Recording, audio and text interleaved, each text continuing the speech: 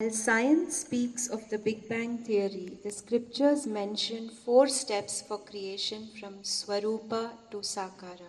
Could you please throw light on this?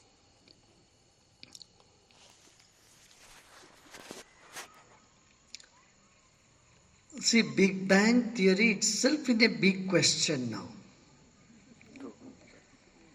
This is linear thinking, I would say.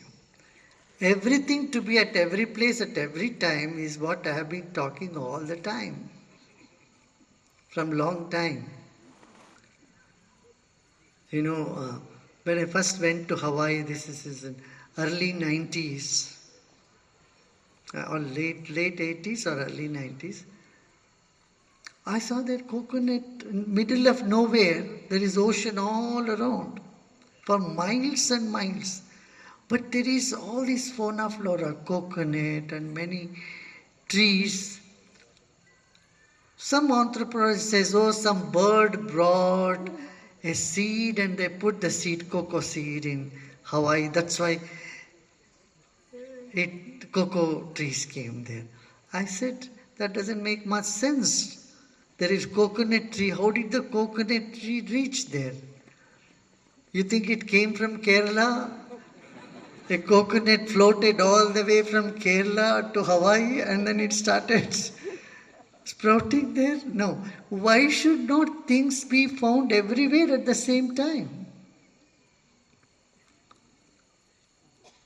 Because we are so trained to think in a linear fashion, we have to see something has to begin somewhere and end somewhere.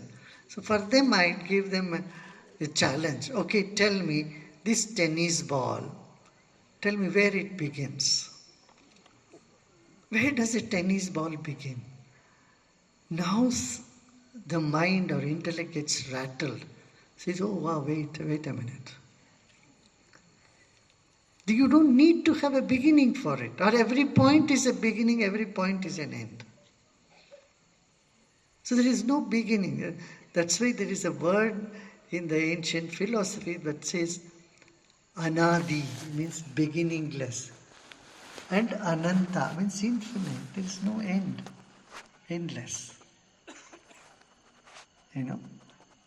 So if you are seeing the universe is infinity, then you can't also say it has a beginning. It is foolish to think a beginning for something which has no end. Do you see what I am saying? Because time and space are connected. They're interlinked. On space you say it is infinity. There is no end to it. Then you are trying to find when it all began. Time also is infinity. Space is infinity, time is infinity. And if you see localized, with a localized outlook, then yes, space and time has a beginning and an end. But it is very, very relative. I was so glad to hear that last year 3 scientists, they spoke this language of mine, or the ancient Vedanta. And they said the world doesn't exist the way it appears. And they got Nobel Prize in physics, 3 of them.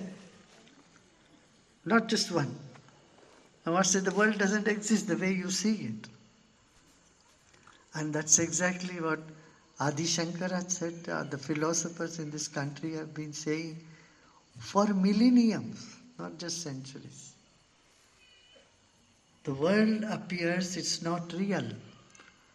It's just an appearance, like the mirage. Mirage appears. It appears, no doubt, appears like water, but there is no water there. Sun appears to be crimson red. Sky gets the color of pink, orange, and crimson red. But sky does not have those colors. It's just an appearance. Neither sun changes its color, nor the sky sticks to any color. But it just appears. Sun appears to be setting, it never sets. Appears to be rising, but never rises. This is what the ancient people have said. And that's exactly today scientists are saying. You should read Yoga Vasishta. In that you get more idea about the consciousness, how nothing has been created and nothing ever ends.